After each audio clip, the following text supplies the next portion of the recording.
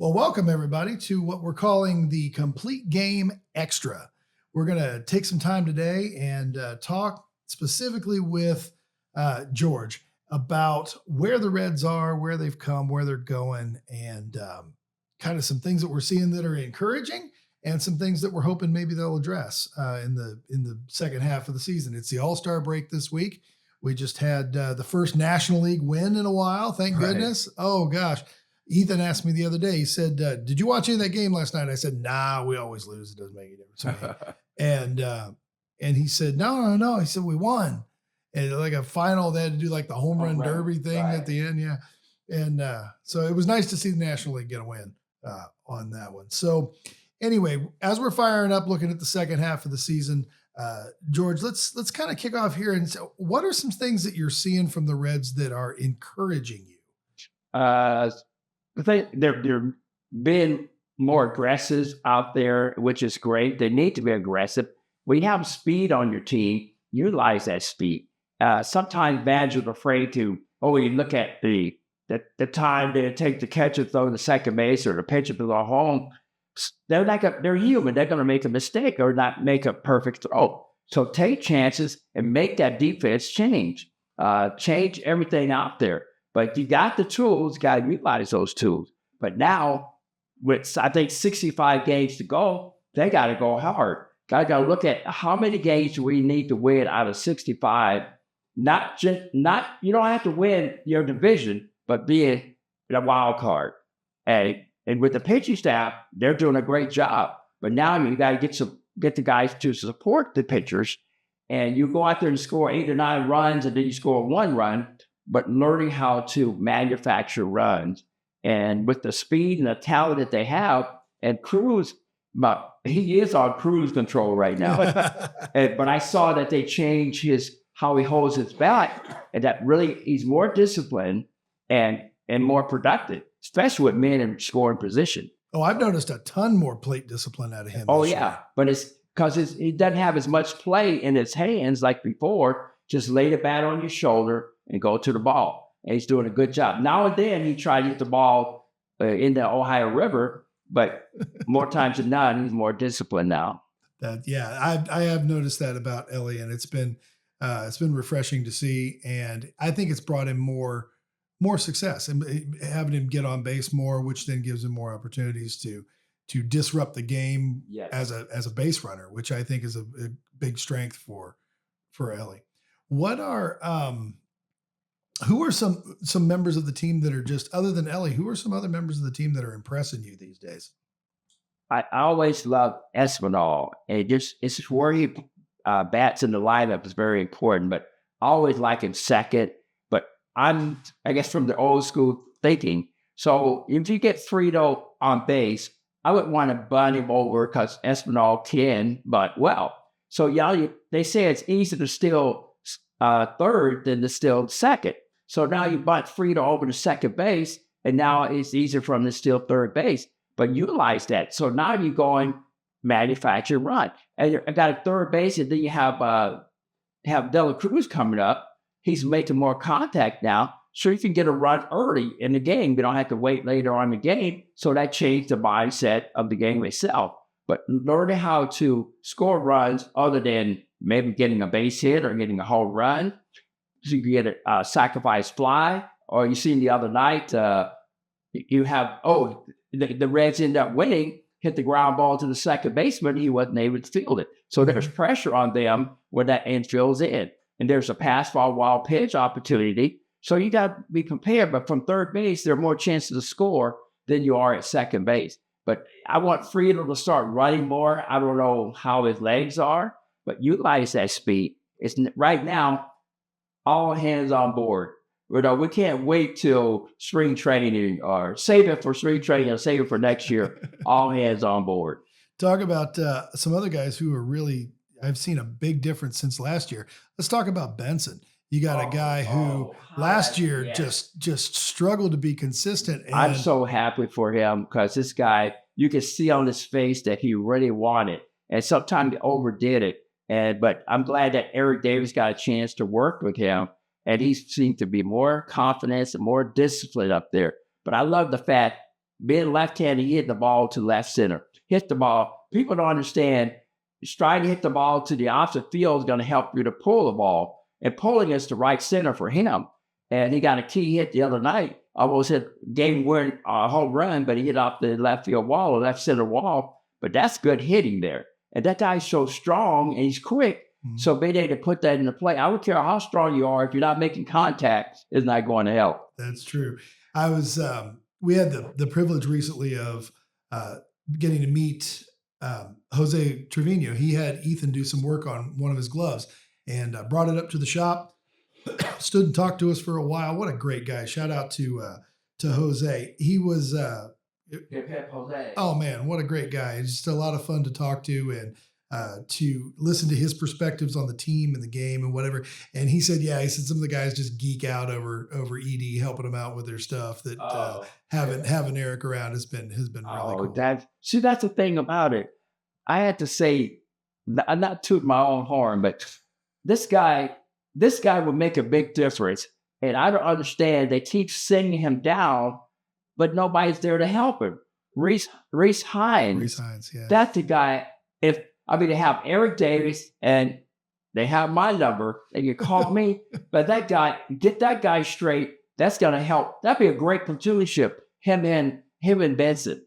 Both these guys can hit the ball hard and far, but getting somebody to work with him. I don't know if Eric's been working with him, but since he's on payroll, get him to work with him. If not, I'm at home cutting the grass, so I can help him. I know I can help the guy. That's the thing about it, that when you do something well, you hope somebody will utilize your services. But I can see that guy has a lot of potential, but you got to be able to let him know what he needs to do, because he's overdoing it right now, and he's getting overwhelmed. Just keep it simple.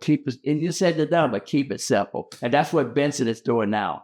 Yeah, it's got to be hard when you're on the 40 man and sometimes you're up and then you're back down, and each time they bring you up, you're trying to make the most of the opportunity, try and find a way to stay there. That's got to be there got to be a lot of anxiety involved in that. Oh, it's anxiety. And when you go up to the plate, you don't relax. Yeah. Because you're like, every at bat, this may be my last at bat this term. So he's trying to hit a home run. Some of them trying to hit home runs feel that that's going to stabilize secure my state.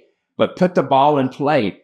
And when he does put the ball in play, he doesn't have to learn. You don't have to swing hard. Just be quick up there. Have an idea. But once that word approach, what is your approach? You see the guys who have good approaches have good results. So it's always the cause and effect. So what caused that strikeout? What were you thinking? So when you go up to the plate, it's a left-handed pitcher, he has a curveball. A lot of these guys, right-handers, do not know how to hit a left-handed curveball. So, but showing them what's the swing path, teaching them the swing path. A lot of guys have a different swing path depending on where the ball is thrown. But you can't do that. I mean, back in Little League, maybe you could have done it. But at this stage, this is the major league. You got to be prepared. Have an approach and have a swing path. That was one of the things I remember hearing Pete Rose say is, never change your swing. Your swing is what got you to the big leagues. Move in, move out, move up, move back. Move your feet. Do different things to give yourself a shot at handling whatever's being thrown at you. But don't change your swing. That's what got you here. Right. You have same thing when I say people. I said you have 3 or 4 people try to talk to someone about hitting. I said too many voices create too many choices. Yeah. And same thing, you had going up there with a different swing. Now you say, I'm going to use this swing for the ball that's inside. I'm use this swing for the ball that's outside. You're not going to be successful that way. But you got to trust that swing and rehearse it over and over and over again, so it can become second nature. And go up there and have the confidence you can do it in any situation. I learned from Tony Perez, Mr. Clutch. That guy is a clutch hitter. And I love to be in the batter's box when the game's on the line, because I believe I could come through in that situation. I'm not going to do it all the time, but you have that confidence you can do it. Yeah, and that's a different mindset from what we're seeing these days. When you talk about guys playing back in the day, the idea was I'm going to put that ball in play one way or another. I'm not going up there to walk.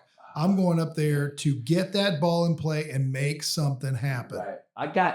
I got myself too much involved in the game today. When I'm watching the Rockies and they don't know how to get the guy in from third base with less than 2 out. I said, that's why they're 50 games in last place.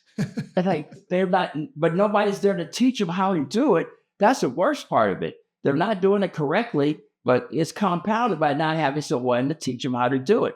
And a lot of these coaches are young and they don't really know. They haven't experienced it themselves, because I'm doing a lot of hitting lessons with kids.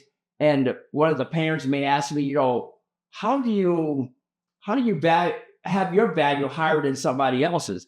I said, you're paying for experience. Mm-hmm. I've done it before. Mm-hmm. It's not that I read about it. I've done it before. Yeah. And, we talked about, in a recent conversation, we talked about the number of guys in the MLB who are hitting 300 or more. Right now, you've got 7 guys in the entire league hitting 300 or more, and only one of them is in the National League. You're talking Aaron Judge, Jacob Wilson, Jeremy Pena, Will Smith, Alejandro Cook, and Cal Raleigh. That's something. And, I remember you talking about how back in the day when you were playing, it was like 300 was the sort of the standard that everybody shot for. It's a pride factor. And then it also helps the ball club. But I guess they look at 200 as the new 300 today. If you're at 200, you're doing 5. But no, you got to go out there and work at it. How much better can you be?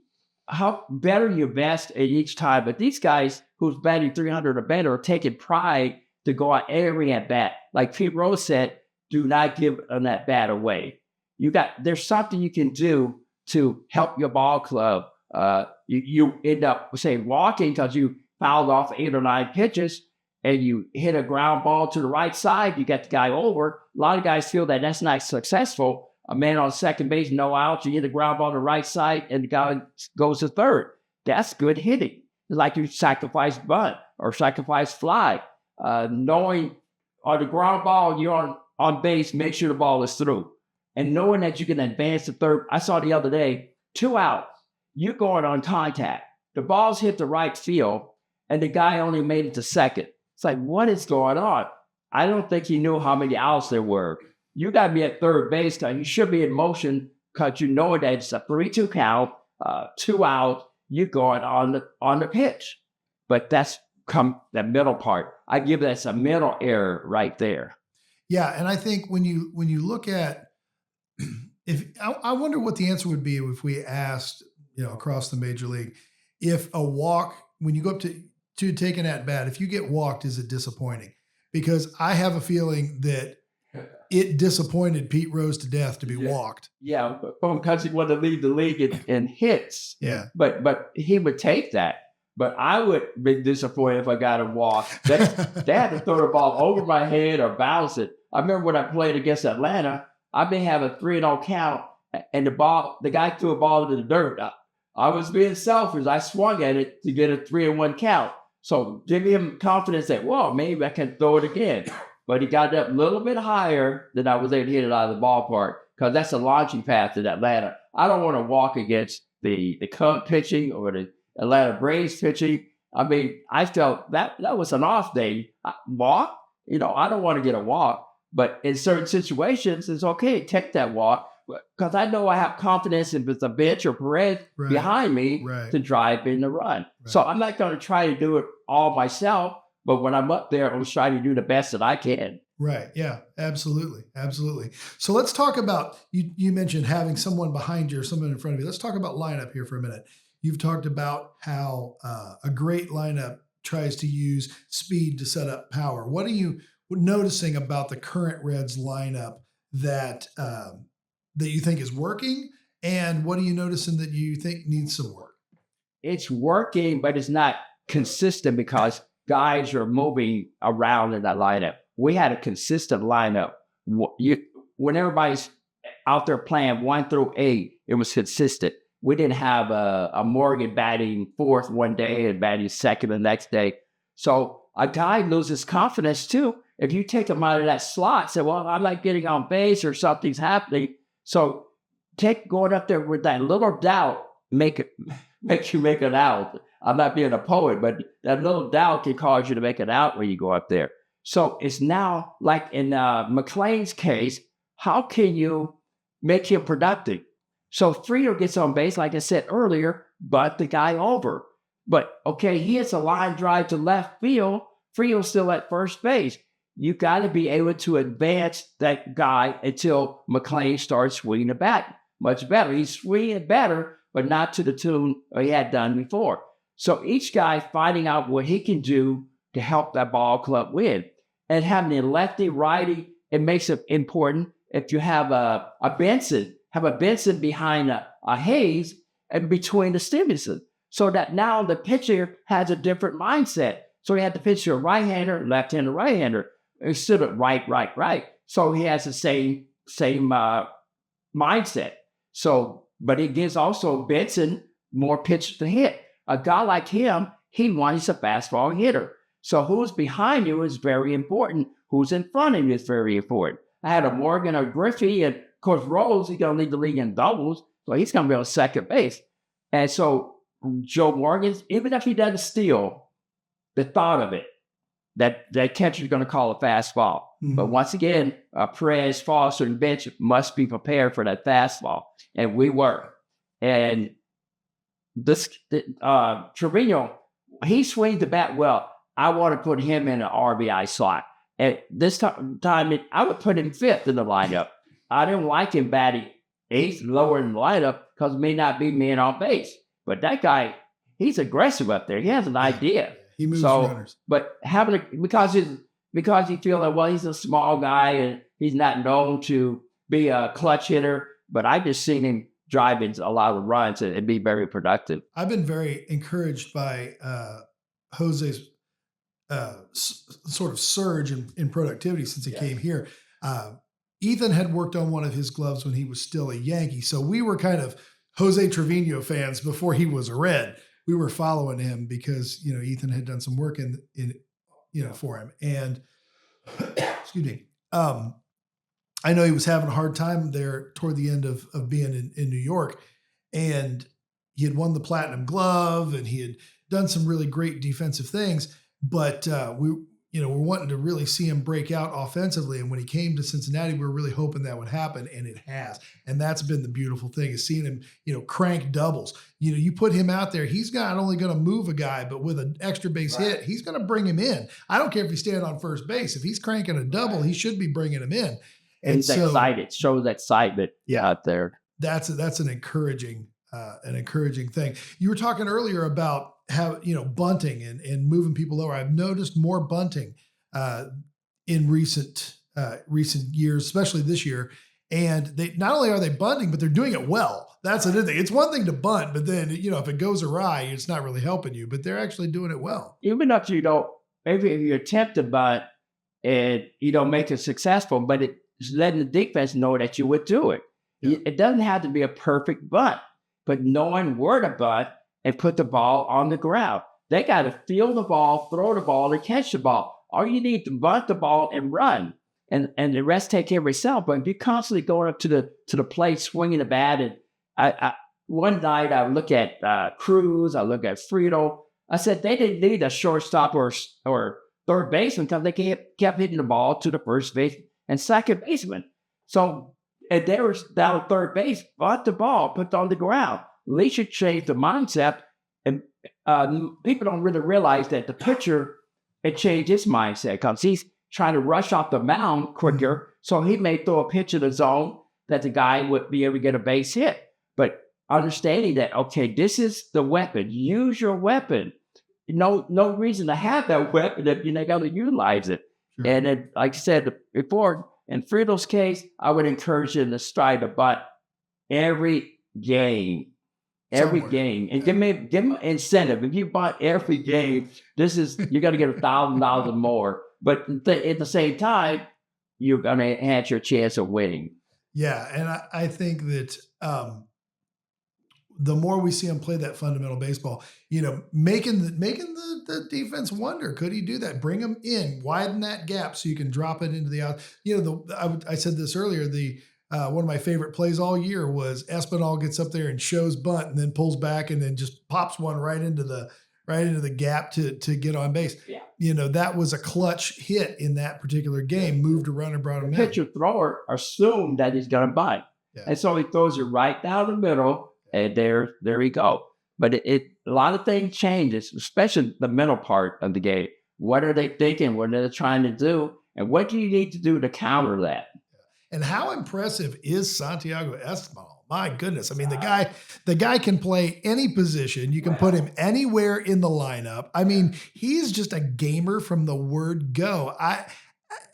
He's a stabilizer. He's a stabilizer on that team. And the thing that a setback for him, sometimes he get the ball in the air too much.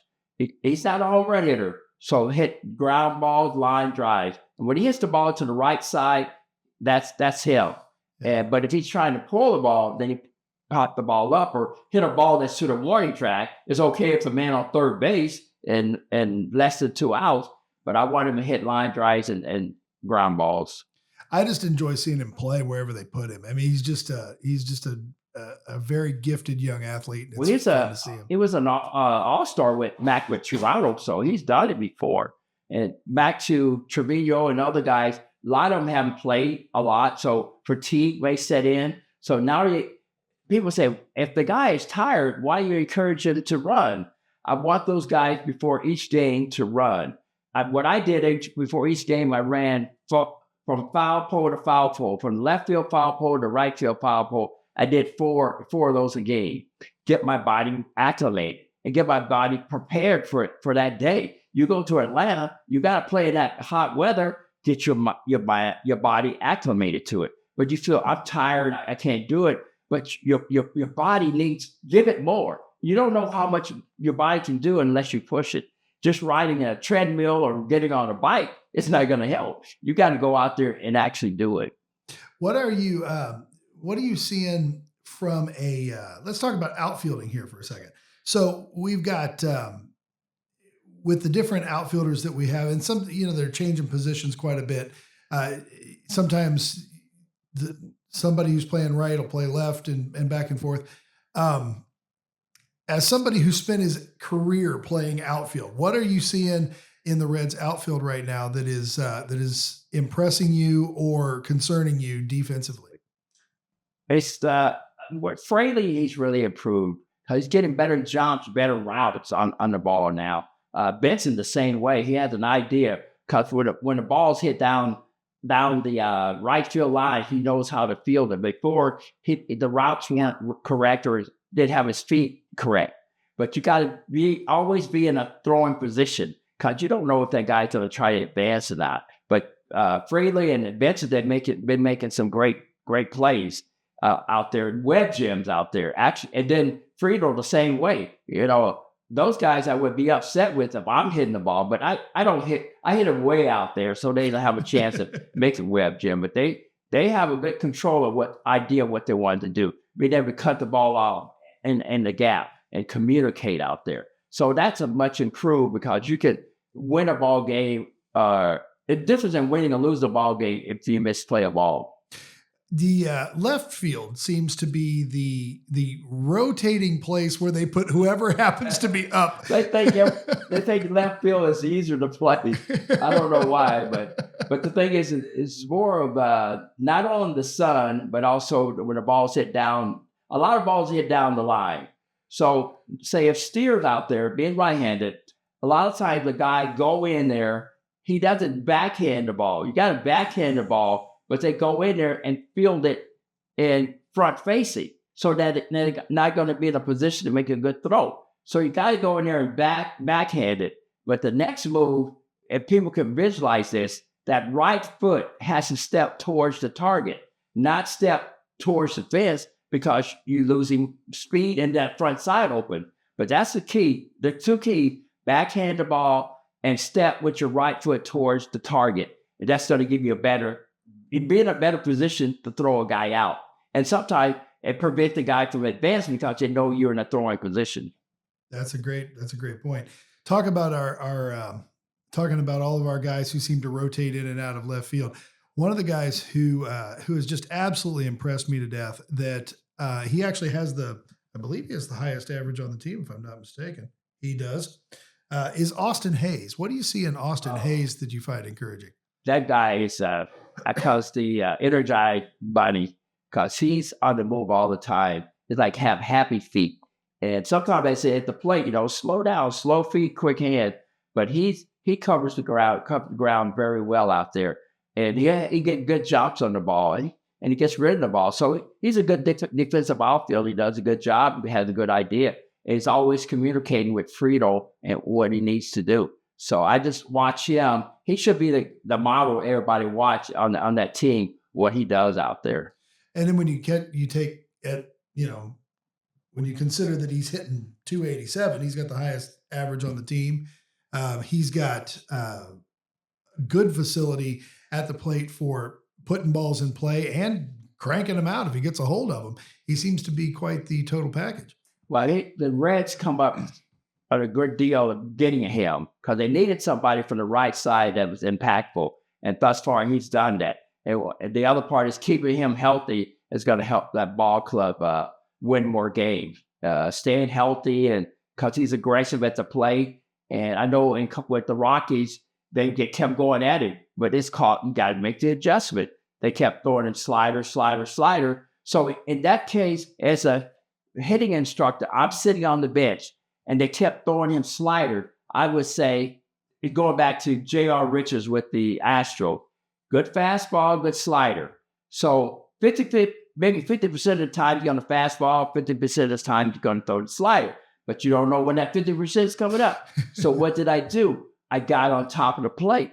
So these catchers see you getting on top of the plate. They think that you're guarding against that slider. No, I'm trying to eliminate the slider and get the fastball.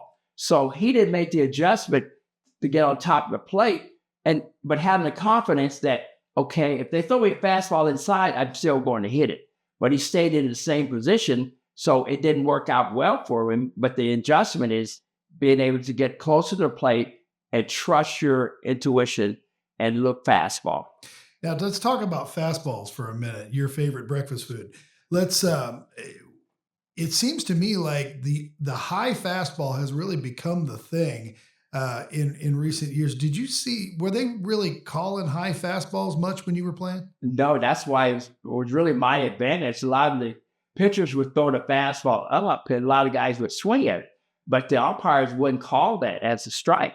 And so today they're calling it, and a lot of these guys, they're complaining it's a strike, but they don't know how to hit it. So got to go back to the drawing board, learn how to hit that. Go in soft toss or batting practice or whatever, learn how to hit that. Get the muscle memory going in that vein. But that high fastball, hit that high fastball, it's in the trajectory of going out of the ballpark. But being able to get on top of that ball and drive it, a lot of these guys get underneath it. So they got to learn how to hit it. But I tell people that take it until you learn how to hit it. But when a guy would ask me, he said, why didn't you swing at that? Because I can hit it. It's a ball, but I can hit it. That's interesting. Let's talk about for a second pitching. So how about the pitching staff right now? Our starters are just absolutely looking really good to me. I've been really pleased with what we've seen so far this year with starters, especially being able to go deep, getting into that seventh inning and keeping it alive. And then that's usually when the wheels go off. Yeah. But yeah, what are you seeing in the starting pitching that you're finding encouraging? Well, the first guy I want to admit, because he's a stabilizer, Barlow. He's coming in and doing the job, and he's tough out there, and he's been the catalyst of being able to whatever rally that's taking place to go out there and stop it. But the guy that I think a lot of people are surprised at is Abbott. But I know as a left-handed pitcher, if you have a good breaking ball, you will win. I go back to Steve Carlton. I know I'm talking about Hall of Fame, but what made him a Hall of Famer? that slider. I remember to this day is Tim McCarver. He was a catcher, and Steve Carlton had a fastball, curveball. So you can see the curveball coming out of his hand, but the slider you're not able to pick up as well. So I remember he went to the Phillies, and I think they won 61 games that year. He won, I think, 29 of them. But Steve McCarver encouraged him to get rid of the curveball and go to the slider. And with Abbott, I would encourage him to throw more sliders because most of the right-handers are not able to hit it. And you look at it in the Hall of Fame, the number of pitchers left-handed pitchers who had good sliders that would win. So hats out to Abbott, and now it's just to keep those legs strong, because pitching is the legs, not the arm. Keep those legs strong. Martinez is doing a good job. He's adjusted. But I love this kid, Chase Burns. He got clobbered pretty good in Boston. But I would not pitch him against American League team, because those guys really put the ball in play, especially the Red Sox or the Detroit Tigers. Mm-hmm. Those guys, they eat fastballs for breakfast, but they learn to hit the ball the other way. But his breaking ball wasn't working as well in Boston as it has been, say, against the Phillies in his first game. But that kid, he's coming, staying healthy. He's going to be tough. What are you seeing out of Hunter this year that you have? When he's healthy, he's tough. But keeping him healthy, finding out what he needs to do to stay healthy. And I would get a yoga teacher to keep him stretched. And, people would say, why? I mean, you want to keep your muscles long and strong. And right now he's tight. And make sure they get someone to help stretch. I know when I took martial arts, that was the best stretch I ever had, because you had to really stretch your whole body to execute certain moves. So getting a yoga teacher to help you to stretch is going to really help you to stay healthier. That was one of the things when we were talking with Jose. We were talking about gloves, and Jose uses a pretty large glove. He uses a 36-inch glove, which is very large. It's the largest catcher's mitt I had ever seen. And he even talked about a 38 being a possibility. But we were talking about using a large glove like that. And he showed us that one of the cool reasons for doing that is to be able to move and catch. So you're really bringing that into the pocket and really here in the seat and keeping it away from your hand and your knuckles. He said, because when you're catching somebody like Hunter, he said, you get lit up, man. It could be a real problem. So being able to take and move that big glove and use it to keep that ball away from your hand when you're catching it, that was that knuckle, that was interesting. But yeah, he said catching guys like that is a real deal. I mean, that 100 miles an hour over and over and over again is nothing to play around with. Yeah, you got to ice your hands down afterwards. But that's a good idea. Not only that, but I think they can frame the ball better, because the umpires, a lot of them are getting fooled. I know in the All-Star game, in spring training and the All-Star game, it's the first time I had seen it since spring training. So the catcher, the pitcher, and the batter, they can contest that call. Mm-hmm. And there were two in the All-Star game that the pitcher won. I think the catcher won or something as such. But I like that idea. It's like in tennis, you want to challenge that call. Sure. Well, and I think with the new style of catching, starting low and coming up a lot of times, I think that's really resulting in a lot of catchers being able to help their pitchers get strikes. But the thing is that you have quick hands, and the umpire, I think the umpire maybe needs to, really work on their detecting if he's moving it or not. But the thing is that I see a lot of balls pitchers that are ball end up being strike because the guy's so quick enough to get the ball framing as such. The other thing that's been making me happy as a former catcher myself, I'm so excited. It's so nice to have multiple. I would have a team of all catchers if I could. So it's nice to have two of them in the lineup all the time. I noticed even having Stevenson as the DH, a lot of times you've got two catchers actually in the lineup at the same time. Since he's come back and been healthy, what's been impressing you about Steve-O? but he's a fighter out there, and I don't see as much frustration on his face as I had before. So he has a approach. He's confident with that approach, and he's not putting pressure on himself to hit home runs. And he knowing right now he hit the ball consistently to right center. Go with that, and later on pulling the ball, which is the left center for a right-hander, it will come about. But don't rush it and don't force it. And I just feel that he's more confident at the plate now. And then when he gets that key hit, he's excited because it's something he worked on. But it comes from being patient and keep working at it. And as he has been a fighter. Yeah, I think that's been key, and it's been exciting.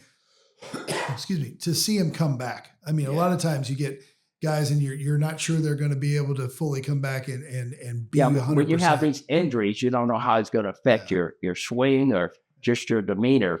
And I didn't realize it until he talked about it. But you go back with Johnny Bench when he had the operation, and they had to go in through his rib cage, and so he lost a lot of muscle mass. So now he's not going to be as strong around the core.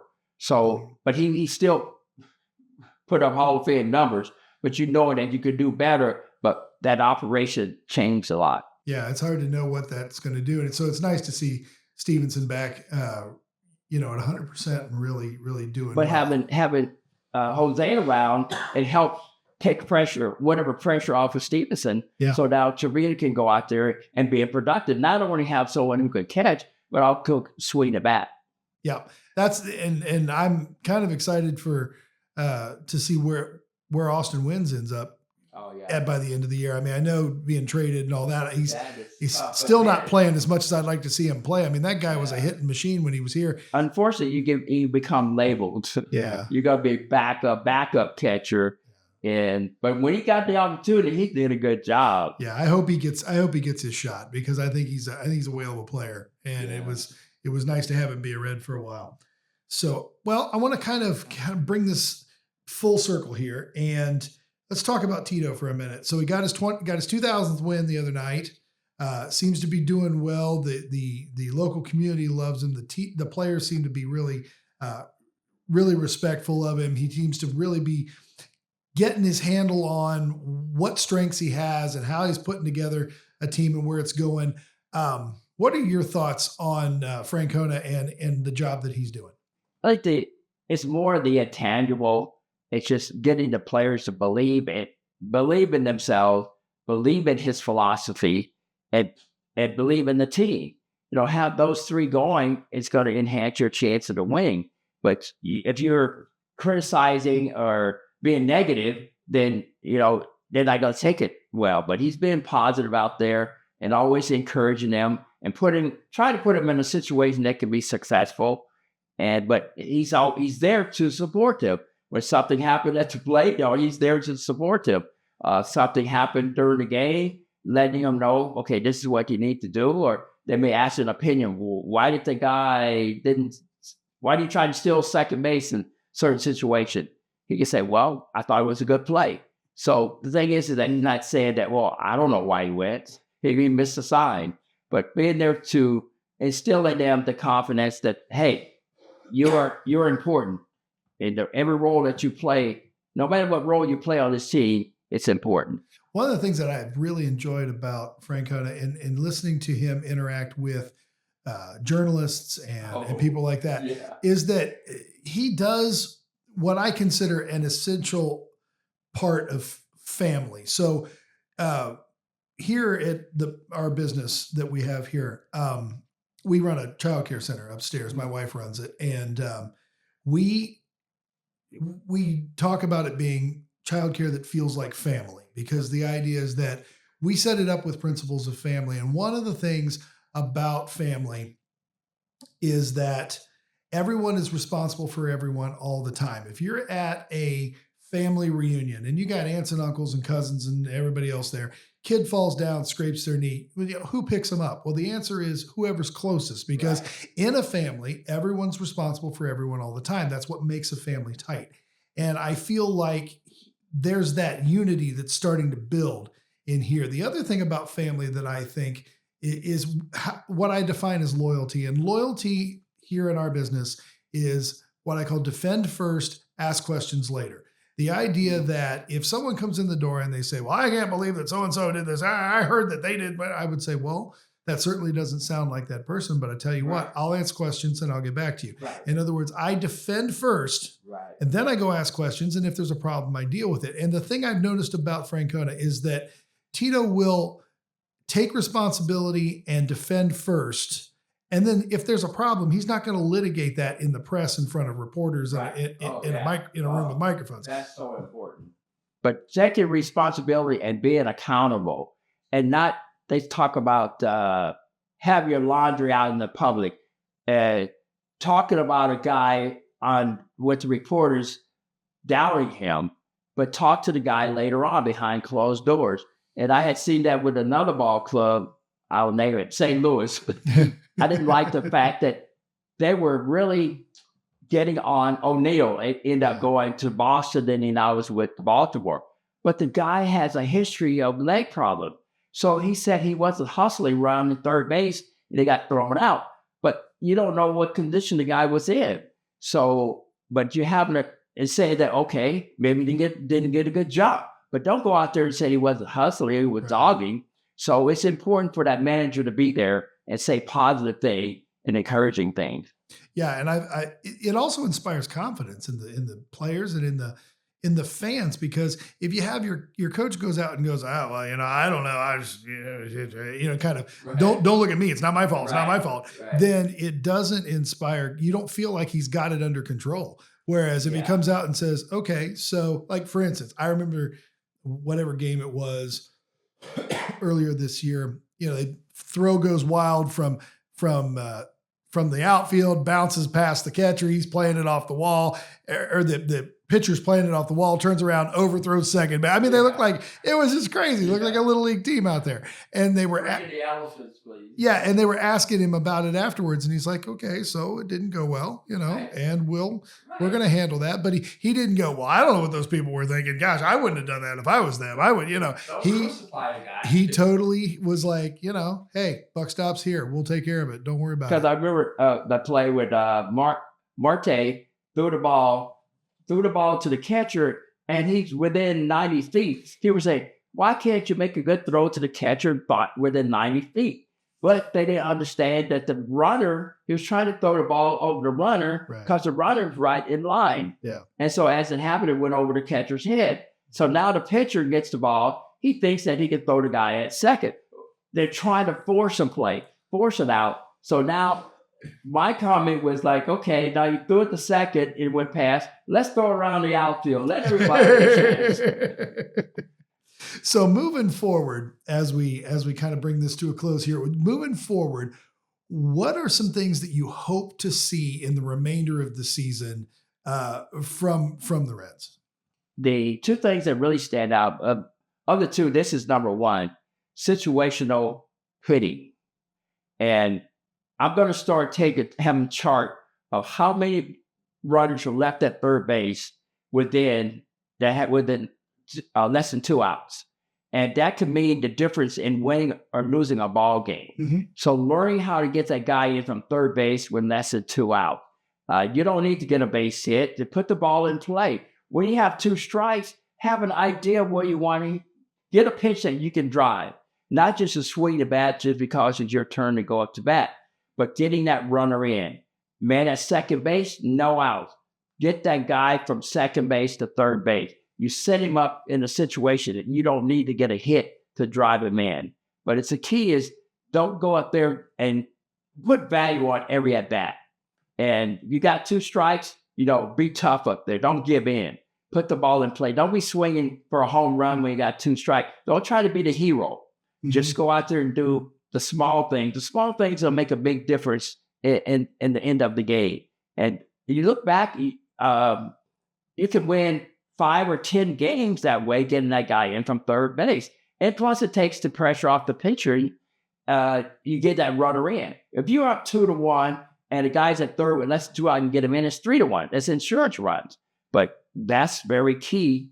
And I haven't seen it a lot in the situational play, making sure you know where to throw the ball. in certain situations. The only one that really stood out, but it didn't really hurt the club, is Frito was on second base with the speed he has. There's no outs, and the ball was hit the right field.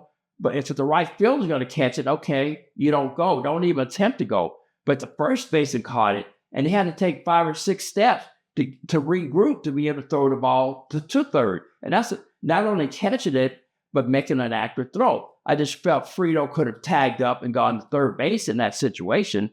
It's a small thing, but it makes a big difference. And being able to pick that out, it could have been, say, it was a nothing ball game. Now he's at third base with 1 out. Now they may load the bases or infield in, so it's going to enhance your chance of winning. So situational hitting and situational play need to improve on those situations. Yeah, I think one of the things I'm hoping to see more than anything is I'm hoping to see a little more consistency. So we have fewer games where we have 1 run and then we score like 8 or 10 runs, and then to like 1 run and then like 8 or 10 runs. Like I'd like to see a little less feast or famine and a little bit more consistency in the amount of runs that we're scoring. Right. That scoring, having a low scoring game is fine, but knowing how to, you want to come out on top, but doing the small things, running the guy over, stealing the base, even that, make that attempt to steal the base, getting the guy in from third base, things as such, it makes a big difference. Yeah, you go out there and score 8 or 9 or 10 runs or 14 runs, and you don't score any runs the next day. That's been the, I guess, the thing that's been happening. So being able to not score, you can't go out there and say, oh, I don't want to score 14 runs. But as a manager, what I would do, a guy has gone 4 for 4, put somebody else in who hasn't played. So I want that guy to save those at bats. You can tire yourself out, going out there scoring a lot of runs. Running the base, I mean, that's a lot. Running the bases, playing defense. So when you have a big score like that, take your main guys out of the lineup.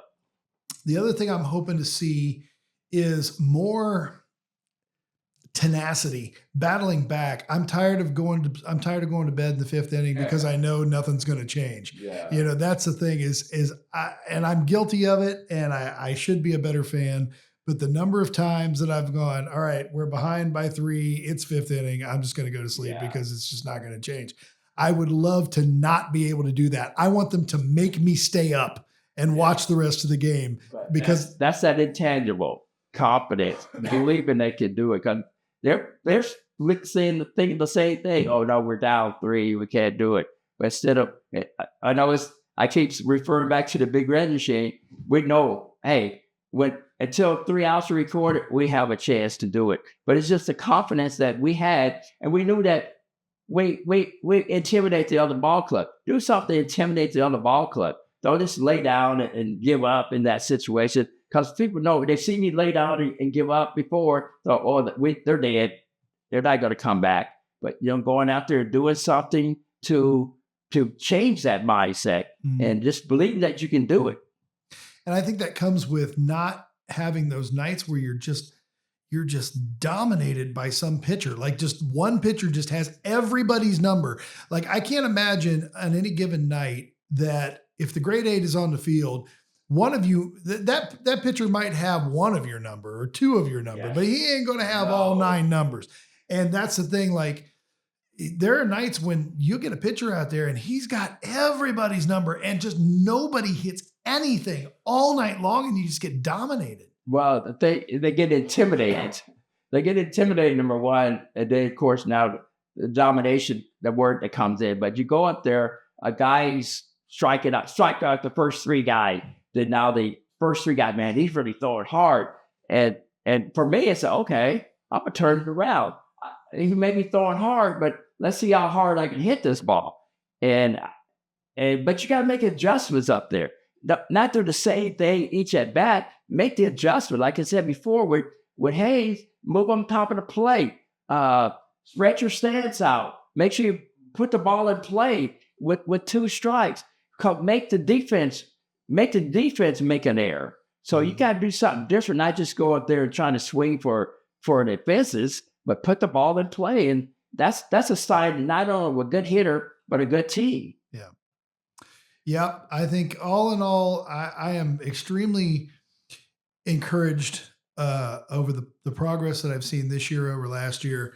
I have high hopes for where Tito's going to take this team, and I look forward to being a Reds fan through the end of the season. I have been guilty in the past of being a Reds fan until the Packers go to training camp, and then I just bail in favor of football. I look forward. You said the Chiefs? The Chiefs? No, the Packers. I thought you said. But my homie. I look forward to having a team in Cincinnati that doesn't let me do that makes me keep watching, because you just don't know what's happening. And I think we have a shot at it. What I'm going to do, I'm going to have your number, giving it to them so they can call you. But I just hope that they have the mindset they want to do it now, and not saying, well, we got a 3 or 5 year plan, but now is the time, because it's not a guarantee. Oh, now you have Dela Cruz. How much longer will it be with the ball club? And hey, are they going to resign him? Yeah. They're not talking. Steer. There are a lot of moving parts that are there, and what moves they're going to make on pitching staff. Mm-hmm. These guys are having an outstanding year. You may not have that in the future, but do it while you can. Yeah, I agree. Well, thank you so much, George, for giving us your thoughts on the process.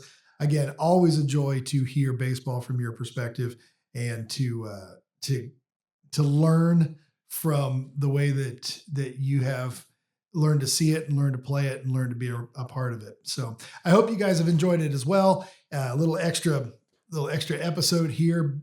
Remember, we will be back with regular episodes starting in September. So first Wednesday in September, we will drop the second half. We'll drop the first of the second half of the season. There'll be 12 more episodes. So it'll be September, October, November. So come back and join it. Bring a friend. Tell people about the podcast if you can. And we look forward to seeing you right back here on the Complete Game podcast.